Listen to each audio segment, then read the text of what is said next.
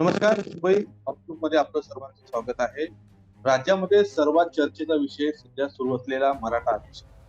मराठा आरक्षणासंदर्भात मनोज जरांगे पाटील हे जालन्यावरून मुंबईच्या दिशेने रवाना झालेले आहे.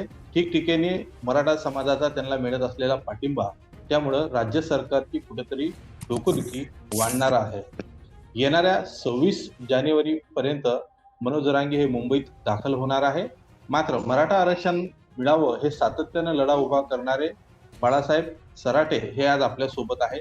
या संदर्भात अनेक न्यायालयीन लढाई बाळासाहेब सराटे यांनी यापूर्वी लढलेली आहे आणि त्यांच्या लढाया सुरूच आहे. आज बाळासाहेब सराटे हे आपल्यासोबत मुंबई आउटलुक मध्ये आहे. सर, आपलं मुंबई आउटलुक मध्ये सहर्ष स्वागत आहे. नमस्कार सर, पहिला प्रश्न असा आहे की जे मराठा आरक्षणासंदर्भात जो लढा सुरू आहे आणि जे मनोज जरांगे मुंबईत आता काही दिवसातच मुंबईत येणार आहे, तर एकंदरीत हे कसं पाहता तुम्ही? तुम्ही या मराठा आरक्षणासंदर्भात अनेक कायदे कोर्टामध्ये तुमची लढाई सुरू आहे, तर एकंदरीत ही लढाई तुम्ही कशी पाहतात आणि मराठा समाजासंदर्भात त्यांना आरक्षण मिळणार की नाही मिळणार? मेन मुद्दा आहे की त्यांना टिकणार आरक्षण मिळणार का? तर यावर आपली भूमिका काय? नाही, याच्यामध्ये जरांगे पाटलांची मागणी जी आहे ती एकदम रास्त मागणी आहे.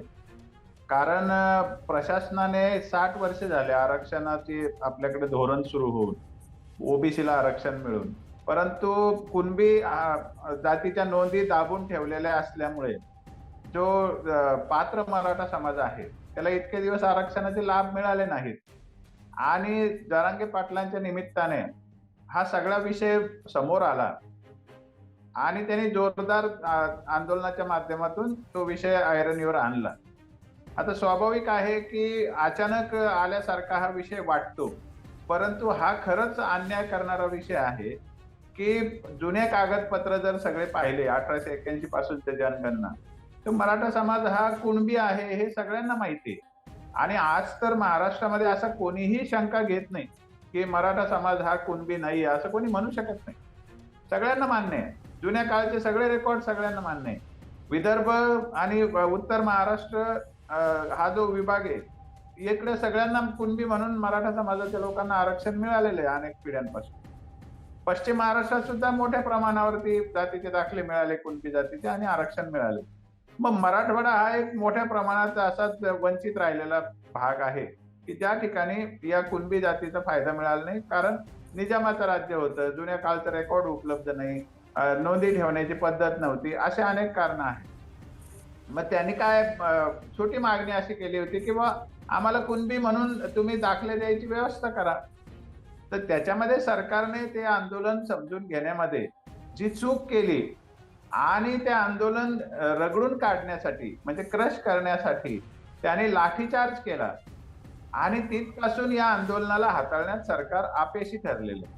जरांगे पाटलांनी पहिल्या दिवसापासून शांततेचं आवाहन केलेलं आहे. त्यांचं मागची आंदोलनं त्यांनी 2-3 वर्षापूर्वीच पासून ते आंदोलनं करतात.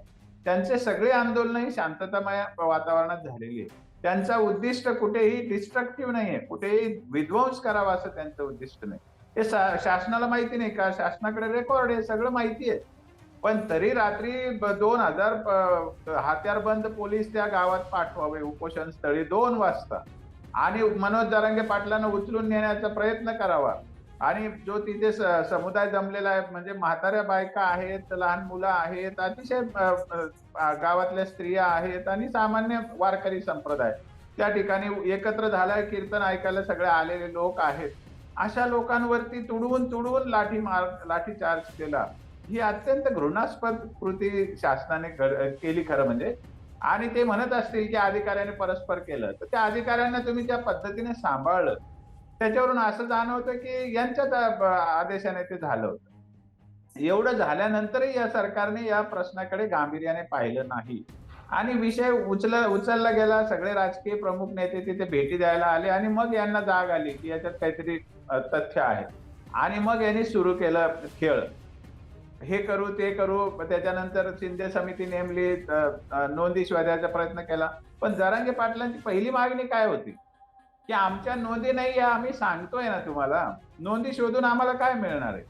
नोंदी नाहीत, पण आम्ही कुणबी आहोत, मराठा कुणबी आहोत, तर तुम्ही आमच्यासाठी दाखले देण्याची एक कार्यपद्धती निश्चित करा ना.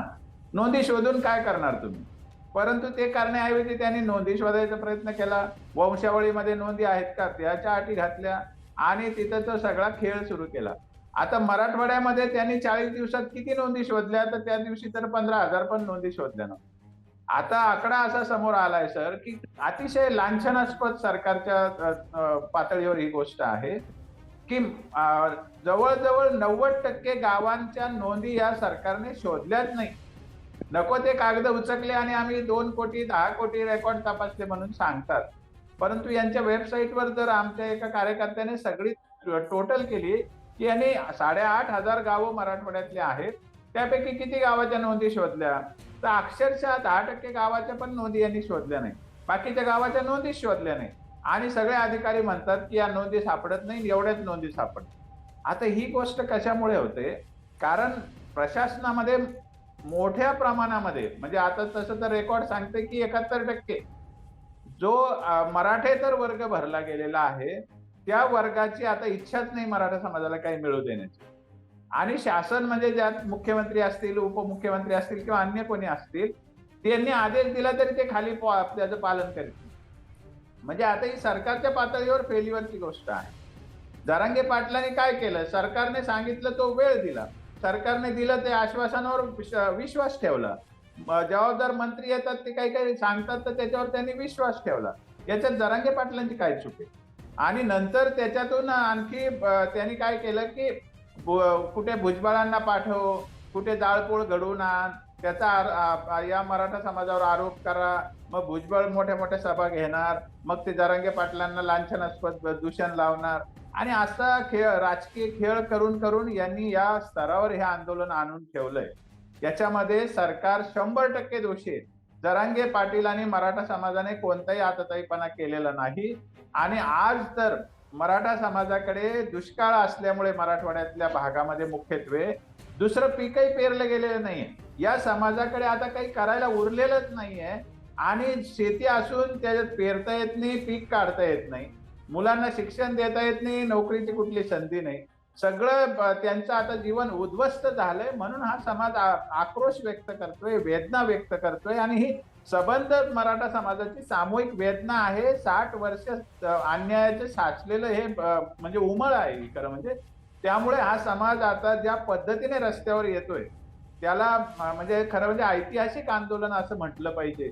आणि त्याच्या मागे त्याच्या वर्षानुवर्ष साठलेली योजना आहे. मुद्दामहून राजकीय खेळी करून हितसंबंध जोपासण्यासाठी, व्होट बँक जोपासण्यासाठी यांनी मराठा समाजावर अन्याय केलेला आहे राजकीय जमातीने. त्यात मुख्यत्वे मराठा समाजाचे नेतेही आहेत.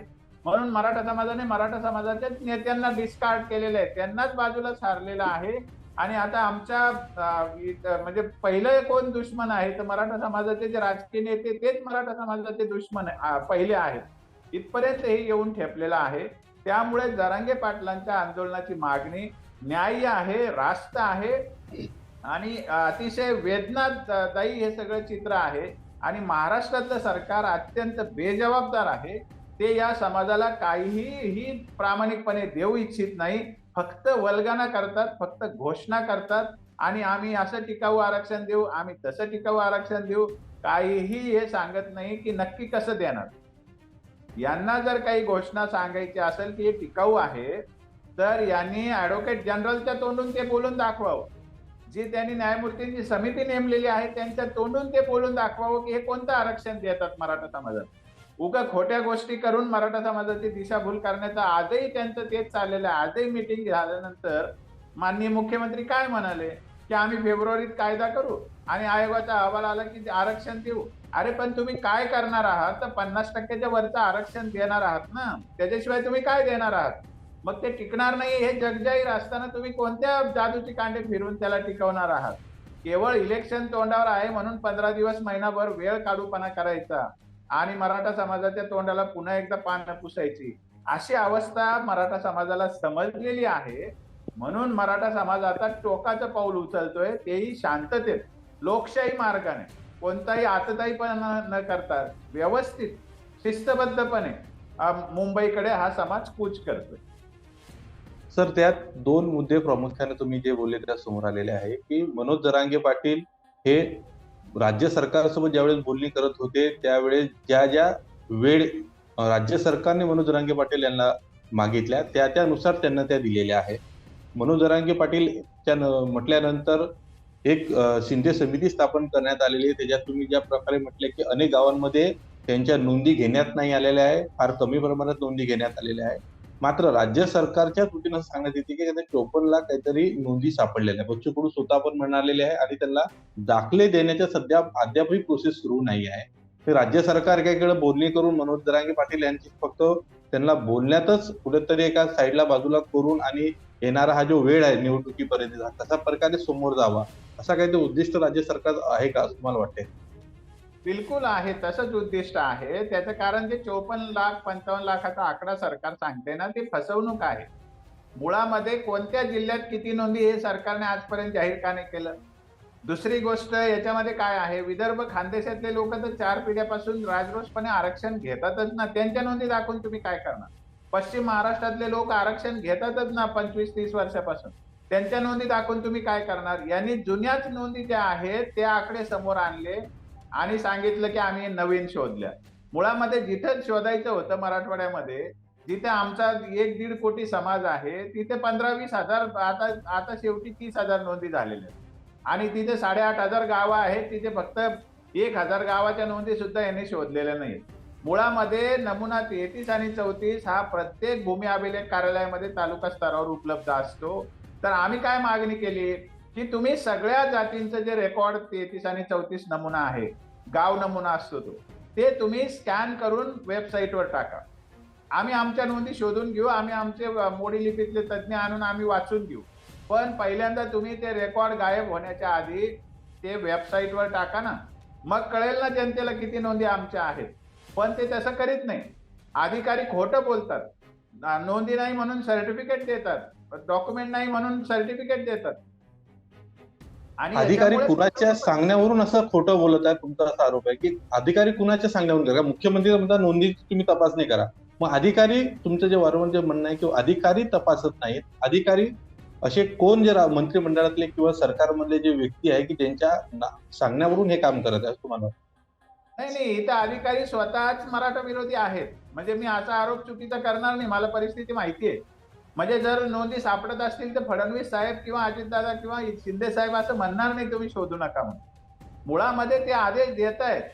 शिंदे समितीचे अध्यक्ष आदेश देत आहेत. विभागीय आयुक्त आदेश देत आहेत, लिखित देत आहेत. पण हे काय करतात, उगाच काहीतरी हात हलवतात आणि सर्टिफिकेट देतात की शून्य नोंदी. नोंदीच सापडत नाही, रेकॉर्डच सापडत नाही. असं गेली किती दिवस चाललंय सर आता हे? 7 सप्टेंबरला शिंदे समितीची नेमणूक झाली आणि त्या सगळ्या नोंदी शोधायला फक्त 15 दिवस लागत होते. एक जर मोडी लिपीतले 10 तज्ज्ञ घेतले असते यांनी, एवढा खर्चही करावा लागला नसता. सगळ्या तालुका स्थानी बसून तर 2-2 दिवसात सगळी नोंदी शोधू शकतो तो माणूस. परंतु यांना सोपं काम करायचं नाही. सरकारच्या मंत्र्यांना हे लोक डोळ्यात धूळफेक करतात. प्रशासनाचाही खूप मोठा दोष आहे.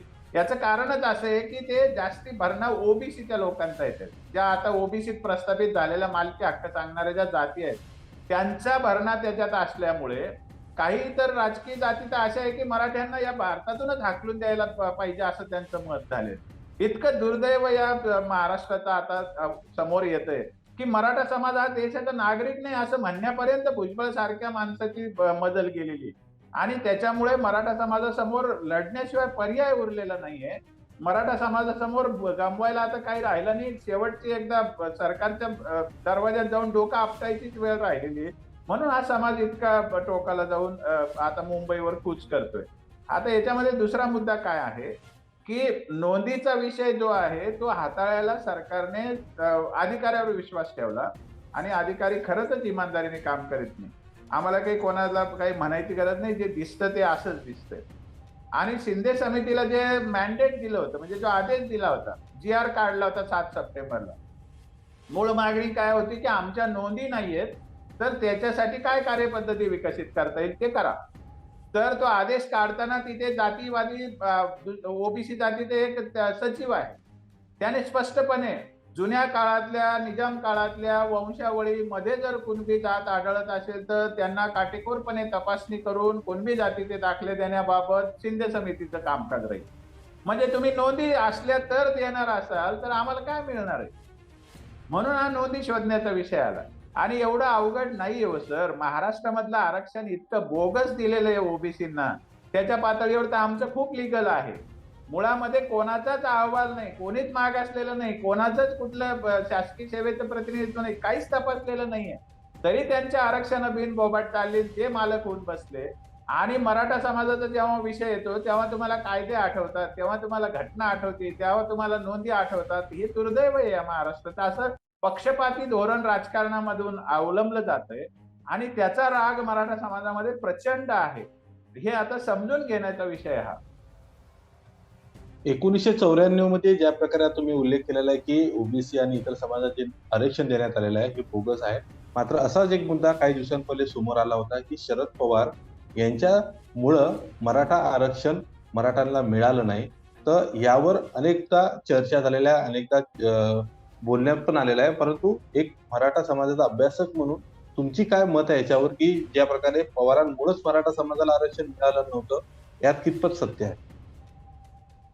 सत्य एवढंच आहे की 1967च्या 13 ऑक्टोबरला पहिली ओबीसीची जातींची यादी घोषणा केली, त्याला काही आधार नव्हता. आणि त्या 180 जातींच्या पहिल्या यादीनंतर म्हणजे दरवर्षी 2-4 जाती पुन्हा घालण्यात आल्या. आणि माळी जातीचा, तेली जातीचा किंवा सगळ्या जातींचे एका एका ओळीचे जी.आर आहेत सर. फक्त काही अहवाल नाही, काही चौकशी नाही, काही त्यांचं मागासले पण नाही, काही.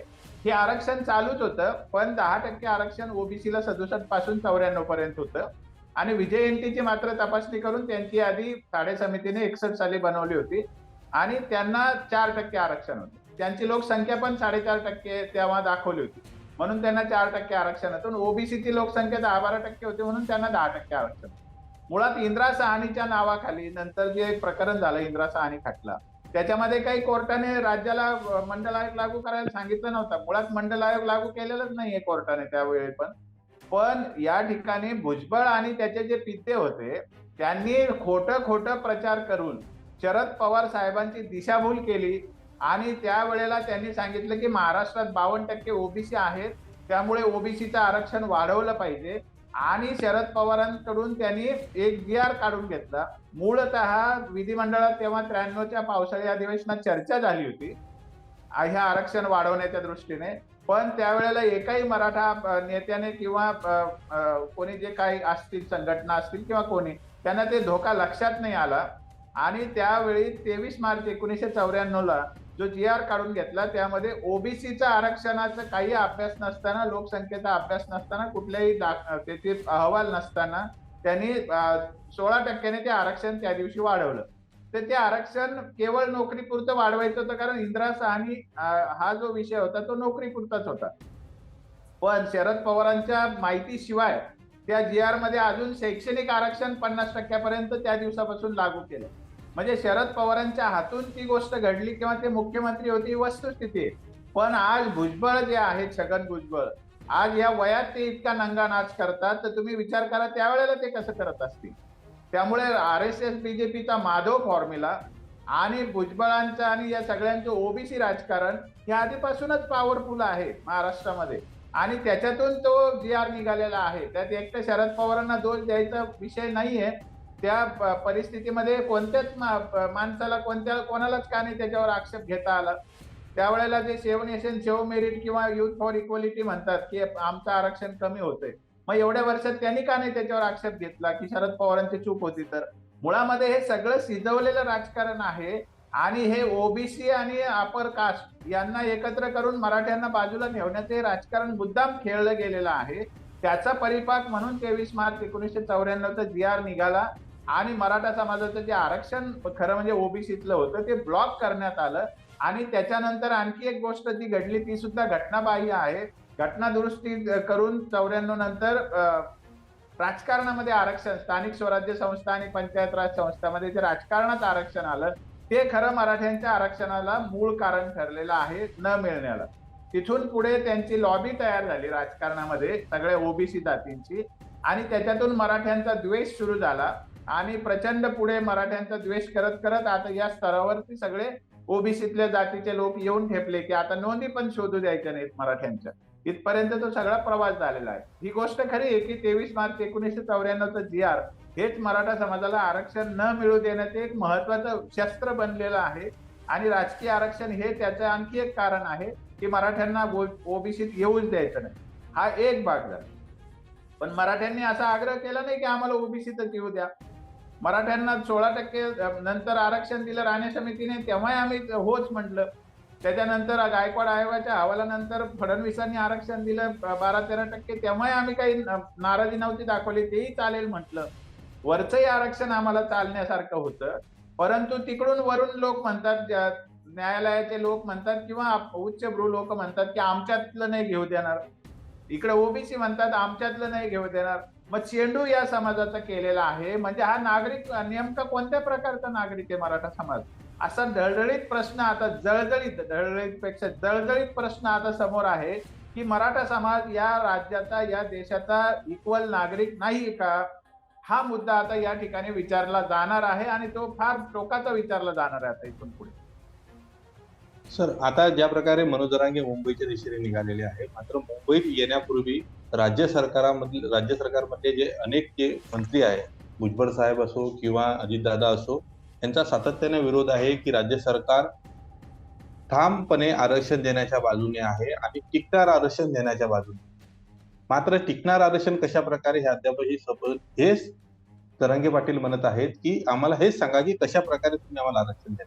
आरक्षण तर आम्हाला पाहिजे आहे, मात्र राज्य सरकारच्या मंत्र्यांकडून अशा प्रकारे जे बोलणं चालू आहे, त्यामुळे कुठेतरी वातावरण तणावपूर्ण होण्याची शक्यता वाटत नाही का? कारण की ज्या प्रकारे मनोज जरांगेच्या समर्थनात हजारो आणि लाखोच्या समर्थनामध्ये मराठा समाज त्यांच्यासोबत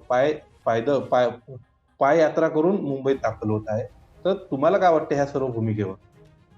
नाही, मुळामध्ये राज्य सरकारचे मंत्री अजितदादा असेल किंवा आणखी कोणी असेल, टिकणार आरक्षण देऊ जेव्हा म्हणतात तेव्हा ते अत्यंत खोटारडेपणा करतात, हे स्पष्टपणे आहे.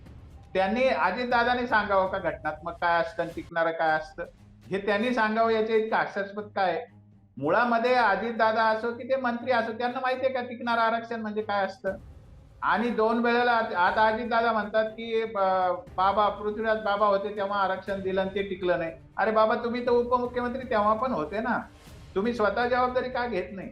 मुळामध्ये जेव्हा 2018ला आरक्षण दिलं तेव्हा आम्ही ओबीसीत जाण्यासाठी पात्र होतो, 50%च्या आतल्या आरक्षणाला पात्र होतो. मग का आम्हाला 50%च्या वरचं आरक्षण दिलं? बरं, दिलं तर दिलं. फडणवीसांनी मुद्दाम आम्ही आग्रह केला होता तेव्हा सुद्धा की हे राष्ट्रपतींच्याकडे पाठवून याला मंजुरी घ्या. 102व्या 105व्या नंतर 105वी घटना दुरुस्ती आली, पण 102व्या घटना दुरुस्तीनंतर जर यांनी राष्ट्रपतीची त्याला जर मोहर उठवली असती ना सर, तर महाराष्ट्रातलं आरक्षण फक्त मराठ्यांचंच टिकलं असतं, बाकी त्यांचं गेलं असतं. इतकं नव्या कायद्यानुसार आम्ही पात्र होतो. फडणवीसांनी ते मुद्दाम राष्ट्रपतीकडे पण पाठवलं नाही आणि मग जेव्हा कोर्टात गेलं तेव्हा 102व्या घटना दुरुस्तीमुळे पण ते रद्द झालेलं आहे आणि 50%च्या वरचं आरक्षण होतं म्हणून पण रद्द झालेलं आहे. आणि इकडे गायकवाड आयोगाच्या वरती शंका उपस्थित करतात. गायकवाड आयोगाच्या मध्ये त्रुटी असं सांगतात. गायकवाड आयोगाच्या मध्ये त्रुटी कोणत्याही नाही. गायकवाड आयोग हा देशातला सगळ्यात बेस्ट अहवाल आहे, शास्त्रशुद्ध अहवाल आहे. अतिशय पुरेसा डेटा त्यांनी गोळा केलेला आहे आणि अतिशय शास्त्रीय अभ्यास त्यांनी केलेला आहे. कोणताही आक्षेप त्याच्यावर घेता येत नाही. पण सरकारने केलेली फसवणूक गायकवाड आयोगाच्या अहवालावर ढकलून देतात.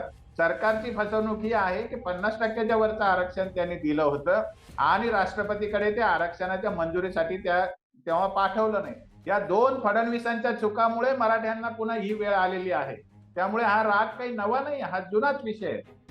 आता राहिला प्रश्न असा की सरकारमधले लोक काय म्हणतात की आम्ही टिकणारं आरक्षण देऊ. माझं हेच म्हणणं आहे, छोटीशी विनंती आहे की तुम्ही हे तुमच्या ऍडव्होकेट जनरलच्या तोंडून बोलून दाखवा ना वाक्य. तुम्ही हे त्या जजेसची जी समिती नेमलेली आहे, तुम्ही 3-4 जजेसची, त्यांच्या तोंडून हे बोलून दाखवा ना प्रेस मीडिया समोर की आम्ही हे सरकार टिकणारं आरक्षण देऊ इच्छित, म्हणजे कोणतं आरक्षण देऊ इच्छित हे त्यांनी सांगून दाखवावं ना. सरकारमधले लोक लबाड आहेत, त्यांच्या बोलण्याला काय मतलब आहे? जरांगे पाटलांना वारंवार शब्द देऊन हे जर फिरू शकतात तर उद्या फेब्रुवारीमध्ये काय नवं करू शकतात? त्याच्यामुळे मुद्दा काय आहे, सगळ्या जगाला कळतं की टिकणारं आरक्षण हे 50%च्या आतच आहे आणि ते हे सरकार देऊ इच्छित नाही, मग हे सरकार टिकणार आरक्षण देणार कुठून? हा प्रश्न सगळ्यांसमोर आहे.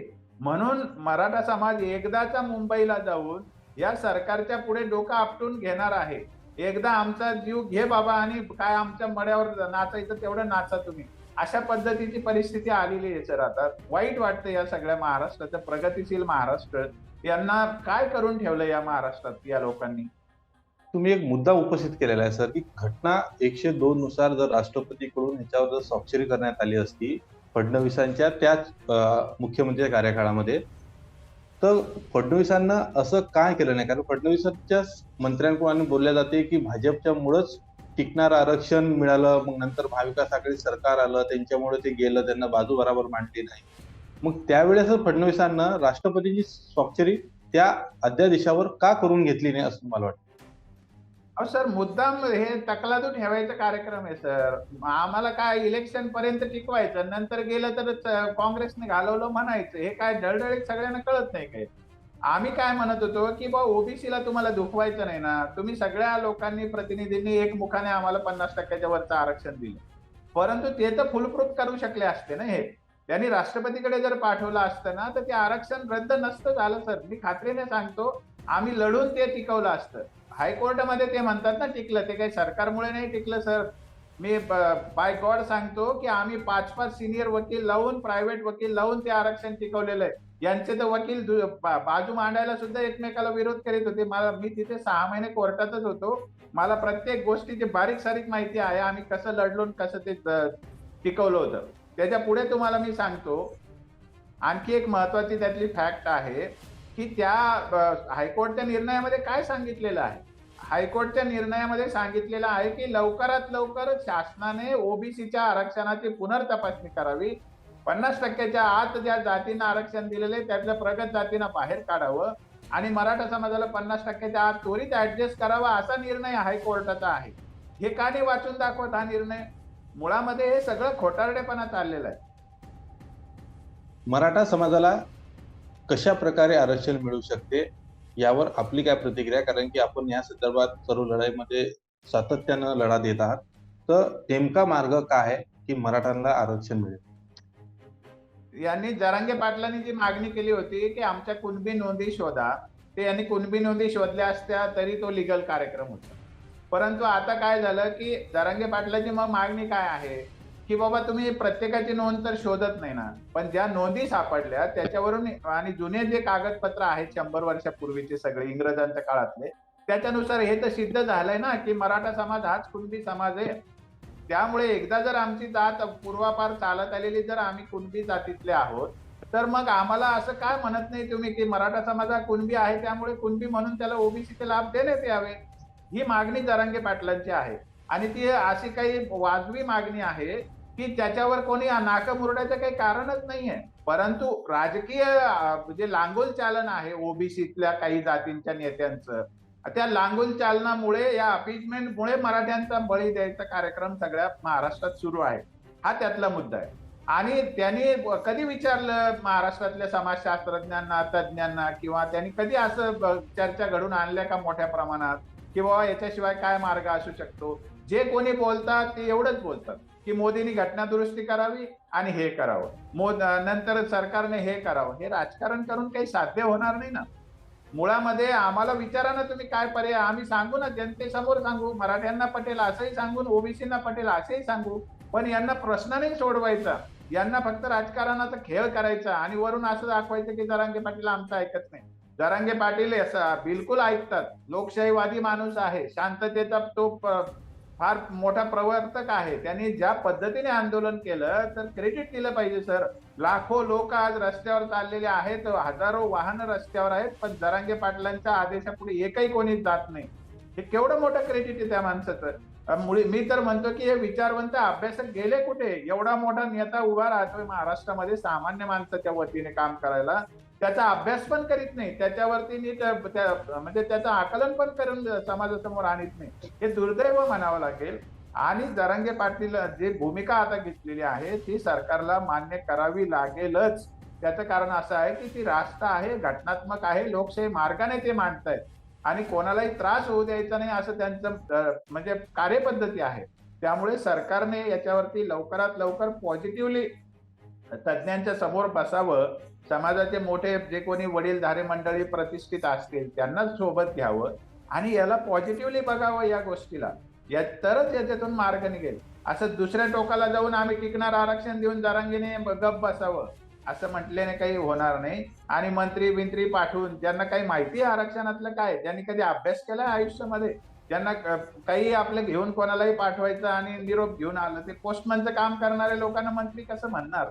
मुळामध्ये जबाबदार लोक आले पाहिजे की जे अकाउंटेबल आहेत शब्दाला, जे पुन्हा तोंड फिरवून इकडे येत नाहीत. म्हणजे जे उपोषण सोडायला जे आले होते लोक शेवटी, ते मंत्री आता जरांगे पाटलाला भेटायला तयार नाही. मग अशा मंत्र्यांशी काय भरोसा ठेवायचा. हे सगळे दुर्दैवाचे फेरे आहेत म्हणावे लागतील. मला असं एक आणखी या निमित्ताने सांगायचं आहे, जरांगे पाटलांचं आंदोलन हे आता केवळ आरक्षणाचं आंदोलन नाही. मुळामध्ये हा आता प्रचंड वंचित, गरजवंत आणि सगळ्या सामान्य समाजाचा आवाज. महाराष्ट्रामध्ये विरोधी पक्षच उरलेला नाहीये. म्हणून सगळ्या लोकांनी ज्यांना काळजी आहे महाराष्ट्रातलं राजकारण शिस्तशीर राहावं, लोकशाहीवादी राहावं, इथे घटनेचा अंमल राहावा असं ज्यांना ज्यांना वाटतं त्यांनी जरांगे पाटलांना सपोर्ट केला पाहिजे. सगळे कष्टकरी, कामगार, शेतकरी, शहरातले कष्टकरी, सगळ्या कंत्राटी लोक सगळ्यांनी आता जरांगे पाटलाच्या मागे उभं राहून ह्या आंदोलनाला बळ दिलं पाहिजे. कारण हे आंदोलन केवळ आता आरक्षणाचं नसून सामान्य माणसाचा तो एक आवाज आहे. ज्या सरकारने कोणीही विरोधात गेलं की त्याला दाबून टाकायचं, त्याला दाबून टाकायची जी भूमिका घेतलेली आहे, त्याच्या विरुद्ध जरांगे पाटील हा महाराष्ट्रातला एक अपोजिट फोर्स आहे. विरोधी पक्षाचं ते स्थान त्यांनी मिळवलेलं आहे. आणि सगळ्यांनी, सगळ्या कर्मचारी असतील, कष्टकरी असतील, शेतकरी असतील, कामगार असतील, सगळ्यांनी आता जरांगे पाटलांच्या पाठीशी उभं राहिलं तर मला असं वाटतं महाराष्ट्रात आपल्याला क्रांती घडवता येईल. आणि मला असं वाटतं की त्या दिशेने पण हे आंदोलन खूप महत्वाचं. सर, ज्या प्रकारे तुम्ही म्हटलेलं आहे की येणाऱ्या दिवसामध्ये आंदोलनावर क्रांती घडणार, मात्र कुठेतरी ह्याच आंदोलना मुंबईत होऊ नये या संदर्भात हायकोर्टात देखील काही लोकांना पिटिशन दाखल केलेली आहे. आज देखील सुनावणी झालेली आहे, मात्र त्याला दुसऱ्या खंडपीठात दाद मागण्याची शक्यता झालेली आहे. मात्र अशा परिस्थितीमुळं कुठेतरी वातावरण बिघडण्याची शक्यता वाटत नाही? नाही नाही, हे कोण आहेत, हे कुत्रे मांजरं ते त्यांनी सोडलेले आहेत. नाही काय श्रद्धे कोण कोणाला म्हणतं ते काय माहिती नाही का. मुळामध्ये या गोष्टीला काही मतलब नाही सर. महाराष्ट्रामध्ये मराठा समाजाची ताकद केवढी, मराठा समाजाचं रूप केवढं, मराठा समाजाने ठरवलं तर या महाराष्ट्रात असं कोणी खेळ खंडोबा करू शकतं का. परंतु आम्ही लोकशाहीवादी आहोत. एवढं सगळं आमच्यावर कुत्र्यासारखे भुंकतात तरी आम्ही त्याला प्रत्युत्तर देत नाही. हे मराठा समाजाचं क्रेडिट आहे सर हे. पण राजकारण्याने थोडी लाज धरली पाहिजे ना असे लोकांना पुढे करण्याच्या आधी. मुळामध्ये असं कोणी कोर्टात गेलं आणि कोणी काही केलं म्हणून जजेस त्याचा निर्णय देत नसतात. त्यांना सुद्धा जन भावनेचा आदर करावा लागतो. ना आम्हाला खात्री आहे आम्ही काही लोकशाहीच्या विरुद्ध काही करीत नाही आहोत. महाराष्ट्राचं वातावरण बिघडवण्याचा आमचा कुठलाही हेतू नाहीये. मुंबईत आम्ही जातोय ते मुंबईत सरकारच्या दरवाजावर डोकं आपटायला जातोय ना, तिथे उपोषण करून बसायला जातोय ना. आम्ही काय कोणाला त्रास द्यायला जातोय का. मग सरकारला जर मुंबईच्या लोकांची काळजी तर सरकारने गांभीर्याने चर्चा करावी ना. बसावं ना रस्त्यावर येऊन मीडिया समोर की काय ते देऊ इच्छितात आणि काय आम्हाला पाहिजे समजून सांगावं. तुम्ही म्हणता ना टिकणारं देऊ, 6 महिने झाले तेव्हा तुम्हाला टिकणारं आठवलं नाही ना, आता एका महिन्यात आठवलं का टिकणारं. 23 डिसेंबरला त्यांनी घोषणा केली आणि तुम्ही किती तारखेला सांगताय की आम्ही टिकणारं आरक्षण देऊ. या गोष्टीला काय मतलब आहे. हे सरकार किती लेट आहे त्यांच्या कृती करायला. म्हणजे यांना कृती करायचीच नाहीये. इलेक्शन तोंडावर येऊ द्यायचंय आणि फसवणूक करायची. आणि त्यामुळे मराठा समाज आता हे सगळं काम धंदे सोडून मुंबईला का जाऊन बसतोय. तर आता सरकारला वेळ नाही देता सरकारकडून ठोस कृती करून घ्यायची आहे म्हणून समाज जातोय. धन्यवाद सर, मुंबई आउटलुकला आपण वेळ दिल्याबद्दल फार फार धन्यवाद. थँक्यू. खूप खूप धन्यवाद सर्वांना. जय शिवराय आणि तुम्हालाही शुभेच्छा. तुमचं नवीन चॅनल सुरू झालंय. खूप खूप शुभेच्छा. धन्यवाद. Thank you sir.